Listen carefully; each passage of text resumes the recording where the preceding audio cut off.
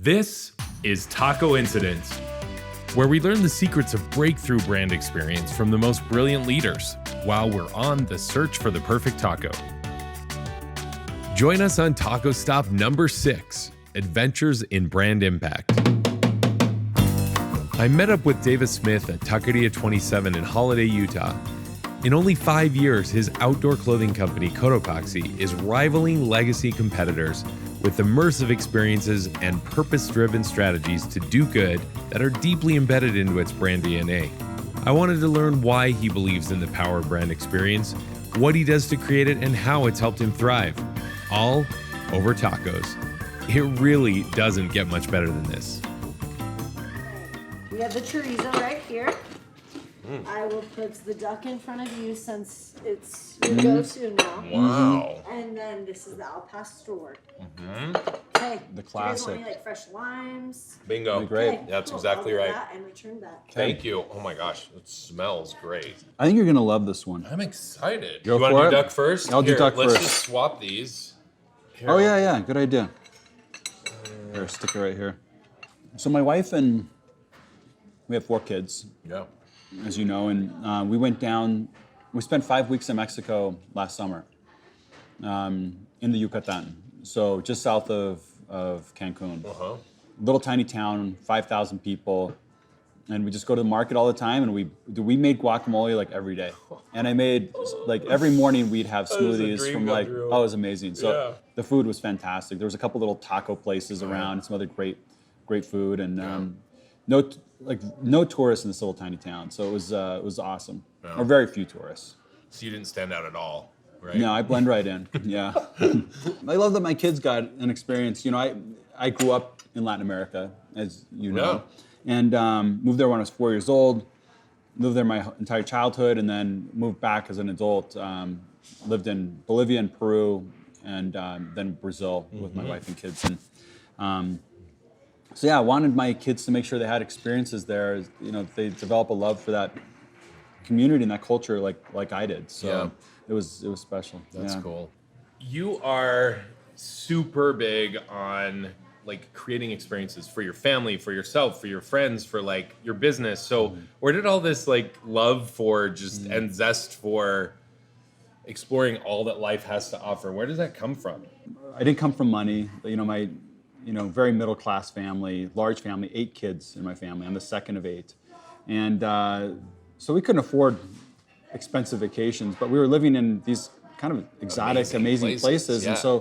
And my dad is an adventurer, so we made our own raft and we floated the Amazon River fishing for piranha, and we'd go survive on islands and stuff, and making our own spears. So that was my childhood. I grew up, my brother and I, every day after school we'd go to this jungle right next to our home, and we would swing on vines. It was an idyllic childhood, and but I just learned to love the outdoors. I connected with the people and felt a deep sense of empathy for others, and I knew that I wanted to find a way to help people later on in my life.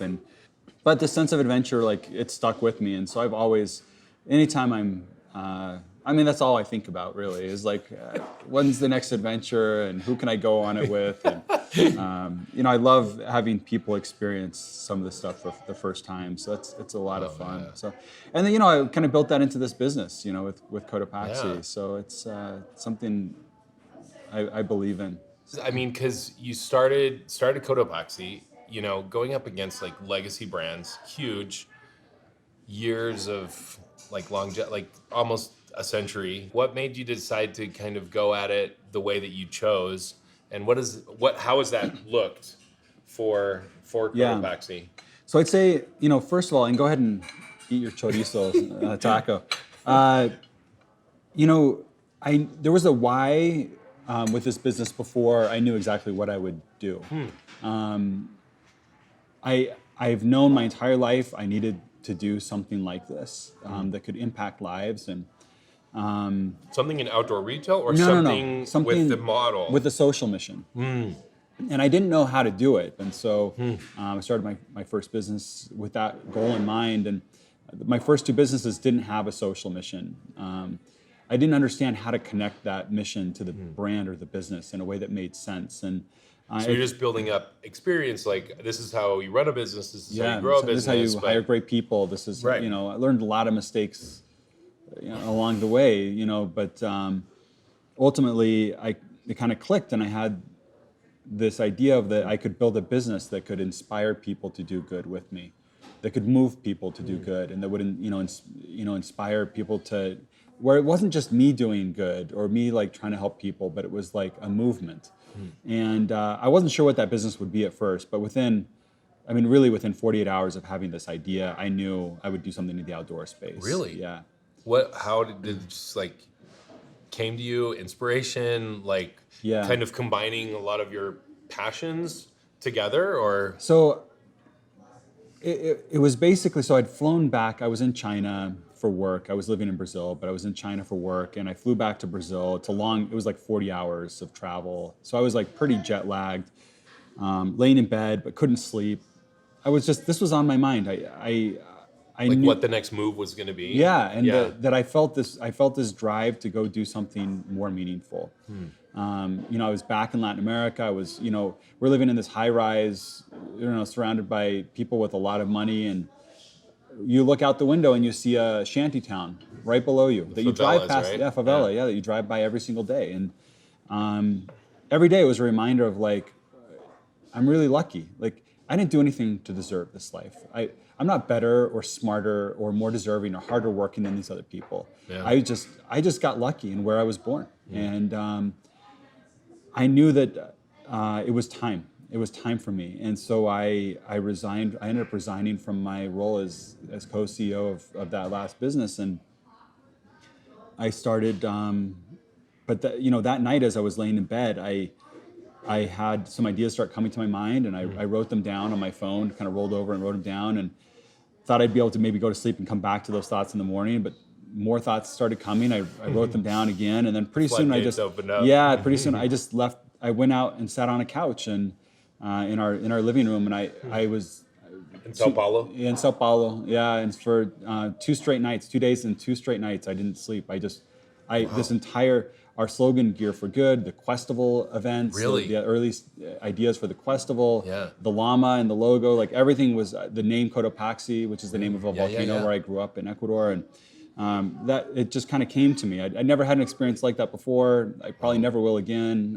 But I kind of knew what I needed to do. And so, but I wanted to build a brand that was more than just selling outdoor gear. There was purpose built and baked into the very DNA of this business, and also I wanted experiences to be part of that. So, we launched the first day that we turned on our website. We had the first Questival, this 24-hour adventure race, which was nuts. Yeah. Yeah, it's nuts. I participated in one in San Francisco. Oh, that's right. I remember the first one you did there. That's right. And it was such a riot. Like at some point we like jumped into the bay in the water. I was wearing a tuxedo shirt. I don't even remember why. We've probably done over 100 Questivals around the country.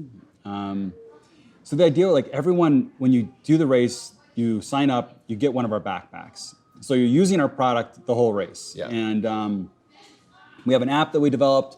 You sign up on this app, and it gives you hundreds of challenges that you're choosing from. And you go out and complete them. They're everything from giving service in the community to doing stuff in the outdoors to quirky, funny kind of challenges. And people are sharing them on social media. Our first Questival, we had 30,000 social media posts of people wearing our backpacks, doing these amazing adventures and giving service in the community. So it was just a great way for people to go live the brand values of Cotopaxi. Yeah. And then they become evangelists. They've lived the brand, they believe in it, they understand what it stands for.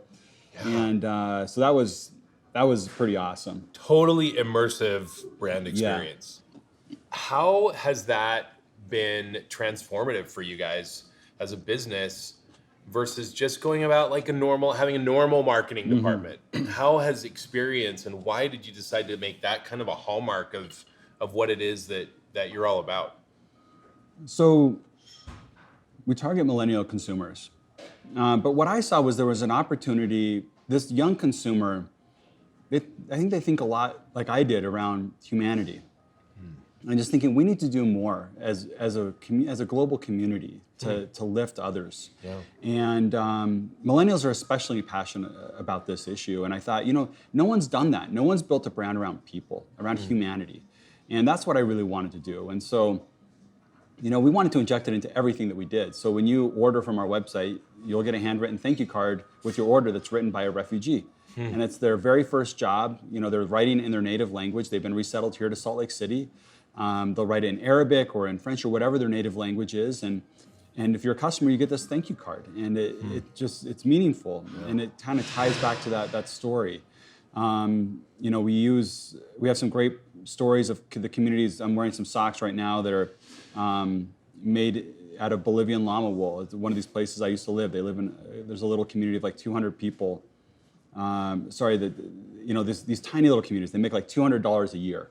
And they live in extreme poverty. And their children oftentimes are going and working in mines, anything they can to go make supplemental income for their families. And, there needed to be stories and experiences that connected the brand to people, more than just selling amazing gear.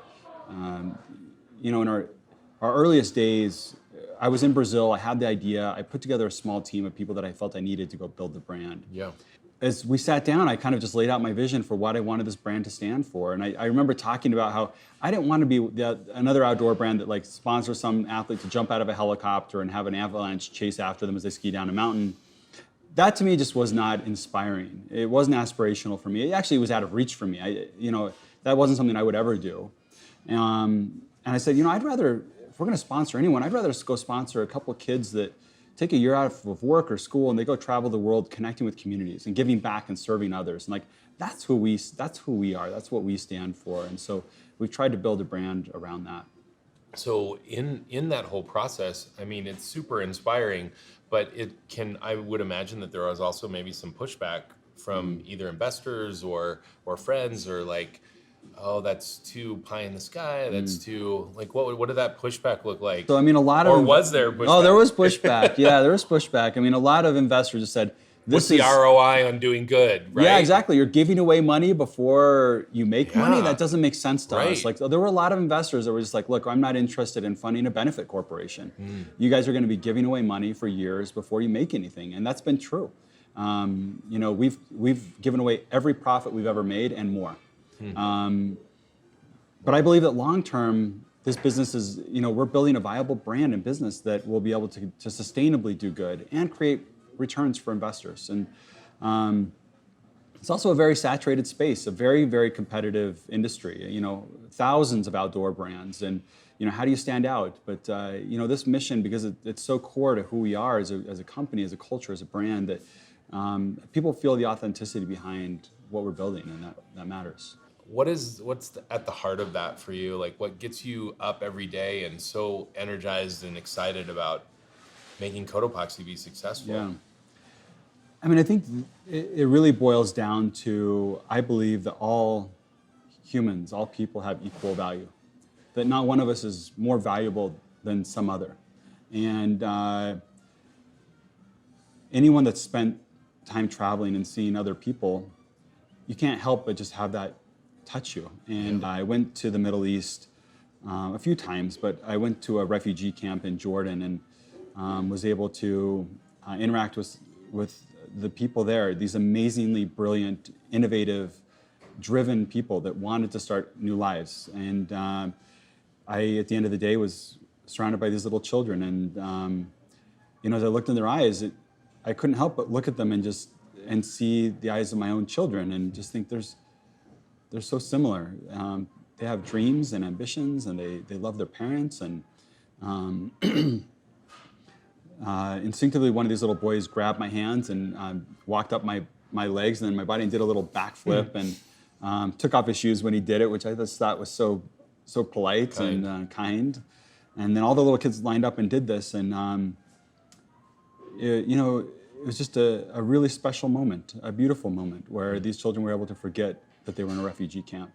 The average person lives in a refugee camp for 18 years. So, and then I went back to my hotel room in Amman that night, and on TV saw some news of a bombing in Aleppo, right across the border, and where a little child was pulled out of this rubble, just bleeding from his head, and put in the back of an ambulance, and it just broke me inside. And this is what drives me. It's this idea that we can make a difference, and I can't change the world on my own.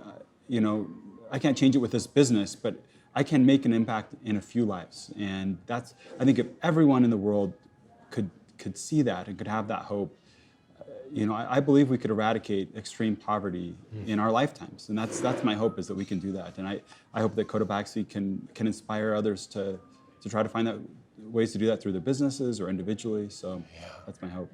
I mean, we live in a world where business transaction is the norm. It's just transactional. And yet you're looking to restore this level of humanity, not just at the core of like as a driving source of motivation for you and for everyone at your company, but like actually instilling those principles of respecting and helping lift others and honoring the humanity in everyone. And how do businesses embrace that? What does that look like? Yeah. So I'd say, first of all, I hope that others will look at what we're doing and do better, like learn from what we're doing and try to do better. That's what we tried to do as we looked at other great brands that had social missions, Tom's Shoes, Warby Parker. Right. These are the founders are friends. They're actually investors in Cotopaxi, and we tried to learn lessons from what they did, and we tried to do something even a little deeper and tried to do more storytelling and try to really ingrain it more into who we were as a brand and culture. And I hope that the next generation of entrepreneurs will look at us and say, they did a good job, but like, I think we can do even better.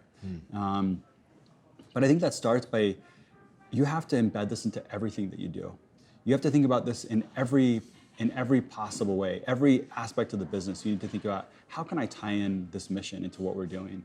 And I think if you can do that, that's where things really start that's where you start to have meaningful change. So, I mean, a lot of times people will ask the question about, you're having to make trade-offs and tough decisions. And it's true, you do have to make tough decisions when you have this model. But the truth is, I think it's a false dichotomy, this idea that you have to either do good or do well as a business. I've seen that's completely false. They can coexist. They coexist, and actually they complement each other. Yeah. The more that we're able to authentically give back and do good, the more people love the brand, the more people feel like that represents the values that I have. And so I want to wear that product because it says to everyone, this is what I stand for. Right. And then it creates more profits in the business, which allow us to go do more good. And so like these two things, if you do them right, you shouldn't have to be making trade-offs saying, well, we could be more profitable, but we're going to go do good instead. It's like, no, we're going to go do good first, and we know that that's going to pay back in the end, and we're going to have a business that's more viable that allows us to keep doing more good. Yeah, well, and it seems also to be like, it's a long tail. It's also like a legacy mentality of, we're building something that is not just a flash in the pan, let's make a quick buck, but let's make a lasting difference in people's lives. Yeah, absolutely. Imagine if every one of the businesses that we interact with on a daily basis cared that much more. The levels of happiness and empowerment and self-worth would increase globally. We're in this transition period from the information age into this like relationship economy age, where it's the brands and the companies that are going to continue to win and succeed are those that are making meaningful connections with all of their stakeholders. What really connects with people is the idea of like understanding there's a human connection between the products you're wearing and the person that made it. Or when you're wearing one of our Del Dia backpacks, the ones that are like, they're one of a kind, they're super colorful. Right? From the Philippines. It's like, we gave the sewers creative power, a voice to go design their own bags. So we didn't tell them how to make them. We said, make no bag alike. That's the only rule. And so they're choosing the colors, the materials, awesome. And they, for the first time in 11 and a half years on average, they've worked at this factory. They've had choice in designing the bags. And so awesome. That's a special piece of this. When we started eating tacos a few years ago, this is something you were passionate about, but it went beyond just eating tacos. And I remember saying, you should write a book. And you're like, actually, that's in the works. Yeah. So I want to hear like what lessons have you learned in the search for the perfect taco that have tied back to? Yeah, over the years and thousands of tacos later, I've realized like one of the things that I've loved about go ahead. I might go for this. Yeah, this do one, the habanero. Yeah. House-made salsas. I've done too much. I might pay don't for that. I think You're probably gonna feel it. I'm gonna regret that. You like spice, yeah? No, maybe not that much. When you go to like a true taqueria experience, there are so many little things that they do that make you wildly loyal. That you're just coming back for more. You love that place. That's your taco place. You want to keep going back. Like that's why El Fogón. It's like, yeah, the tacos are great, but it's also the whole experience that you have when you're there and how they take care of you. They make you feel like a VIP. They know your name, you know? It's just they want and it's the Mexican way to be like, ¿Te gustó la comida? It's like, did you like it? Because I want to know if you liked it. If you didn't like it, then I feel really bad and I want to make something that you like. And I realized over these thousands of tacos that those are some simple but really approachable principles that everyone can learn from. Imagine if a business implemented principles like that, like you have done, you know, it's like this personalized touch of here's the refugee that we're employing that you're like, oh my gosh, that's so great. So I've found through the taco experience that it is all about this human connection. You know, the taquero's like shaving it right there in front of you, flipping the pineapple, catching it. It's this show, you're engaged, you're eating these tacos with other people.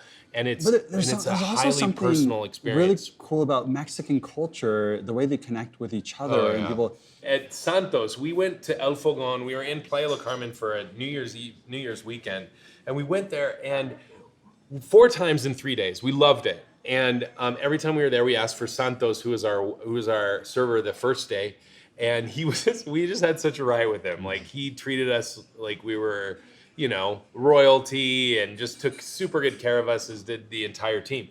And while we were taking the picture, this huge crash in the kitchen. Like, I don't even know, 20 glasses this size, like fell on the ground, shattered. So huge racket. And all of a sudden there was like this split second moment of silence. And then the place just like erupted. All of the team and the staff, they were like yelling, screaming. They were like laughing. They're like cheering on this guy that just broke all of the glasses. And so that just made us laugh. So we were having this like, really, we're like, this is so funny. I don't know why we're laughing at broken glasses, but it's really fun. And I'll never forget this moment when Patrick, who was with us, he like reached in his pocket. He was having such a good time, unprompted, like just reached in his pocket, threw down 100 pesos and put it in their tip jar. Just because they created this amazing, we like felt so good, this euphoric taco experience. And I'll never forget that, because that's why this search for the perfect taco even started, was because in addition to, of course, like the tacos being, I think, the best food on planet Earth, it's what I've learned about life and about business and about how to make an impact and about how to reach people in a meaningful way. And that it's so simple. It's the eye contact. It's the smile. It's the, how are you doing? You know, like, let me get you your taco, you know?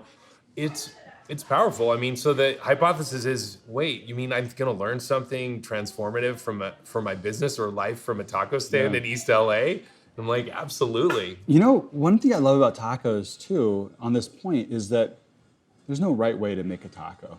Right. Right? There's infinite variety. Right. Like you've had thousands of tacos. You've never had a duck taco. I know. And it was like amazing. Or with like crispy leeks on it. Yeah, and it was just amazing, right? Was. And so that's the great thing about business and life, is like there's a beautiful way to do something that no one's ever done. Yeah. And it's good. Yeah. And it doesn't have to be like everyone else. And you can go create something that's different and unique and that's new, even though it seems like, oh, everyone's done it already. Yep. You know, but you can go do something in a unique way that'll impact people. Yeah. What's your legacy look like? What do you want it to be? First, I'd say I hope that I'm a good husband and father. Like that matters a lot to me. those are the people that that make my life richer, and so that matters a lot. I'm ambitious, right? I have big ambitions and dreams, and I feel like I've been so lucky and blessed that I hope that I can inspire other people. I think of that mentor of mine that I mentioned, Steve Gibson's his name, and he changed my life. He put me on a different path in life, and my hope is that there are a few people out there that say, you know what, Davis Smith made me think a little bit differently and made me realize that like I could change the world in some small way through what I do, and so that's what I hope for. So. You're doing it. How about you? For sure. How about you? I mean, mine is very similar. I want the world to be a better place where, and I hope that whatever I do inspires people to feel a little bit more loved, feel more seen, feel a sense of worth and divine worth, really, because that's what I've felt. I remember being so poignantly touched with my experience in Nepal, actually 2 experiences, but one in Nepal where there are no tacos in Nepal. I ate some tacos in Nepal, but I still eat other food. Yeah, of course. I don't know. I've only seen you eat tacos. Is there other food? There is no other food. No, yeah, I do eat other food. How did you survive? I know, it was weird. I killed my own yak or something. Exactly. No, but I remember this namaste mentality. It's very real. Like in Nepal, you feel it. That's how they greet each other. It's this divine in me recognizes the divine in you, and it's real and it's meaningful. And I feel that I have felt that personally, and I just want everyone to feel that. From my time spent in Guatemala too, with the Kekchi people there. I've gone back every summer for the past 10 years, and they don't speak. Many of them don't speak Spanish. Some of them do, but most of them speak their native Kekchi, and they have a phrase that's like changed my life. It's just their phrase like "How are you?" But the phrase is actually literally translated as "Are you happy in your heart?" It's like, is that right? Yeah, masala chol, and you're like sain chol. Yeah, which means, yeah, I'm happy in my heart. And that's been something that's changed my mentality, changed my paradigm of, am I happy in my heart? And how can I help other people feel happy in their heart and know who they are and their divine potential, you know? And so that's what I want to do for the rest of my life, and if tacos are the vehicle to teach that and show that to people, well, it certainly makes your heart happy. That's for sure. Heart's happy, but it's more than just the really delicious taco for me. Yeah. That's a very important part of it, but that's not the whole story. Well, you better eat that al pastor, man. It's the al pastor is fantastic. What's one thing that you would suggest that a leader do to dial up, level up the effectiveness of their brand experience? What could they do within the next 24 hours? My experience, and this is by making mistakes along the way. My first 2 businesses, I did not do this, and I recognized I really missed a big opportunity to create really a more powerful brand. And that is, if you're an entrepreneur, you're someone that's running a business, or if you're even like an area of influence in a business, maybe a senior leader, you need to sit down and identify your core values. And your individual values, core values, and ideally those line up with the brand values. For me, the values of Cotopaxi are 3 core values that we use in this business. Are my 3 core values, so, and then you build, and it takes time to do this, but then you go build the culture and the traditions and the rituals of this business around those values, and when you do that, that's when you're going to have the biggest impact on your brand, because it's going to be authentic and it's going to be true. It's part who of you are. Yeah. Oh man, so many good thoughts, so much inspired insight. Well, thanks, man. I can't wait to read your book. Me too. I want it. I want it now. Huge thanks to our host Taqueria 27 for creating the ideal place for us to talk about brand and customer experience. And this conversation was unforgettable for several reasons. My very first duck tacos and their watermelon guacamole of the day were very good. Davis turned the tables and asked me about my purpose, and well, that was really a lot of screen time with two bald guys. Join our epic taco journey on our website. You're not going to want to miss out on the national taco tour we're planning when we launch the book, The Search for the Perfect Taco. So follow us on social media, subscribe to our channel, and tune in to another episode of Tacoincidence, where we'll continue to explore the secrets to level up your brand experience and your taco game.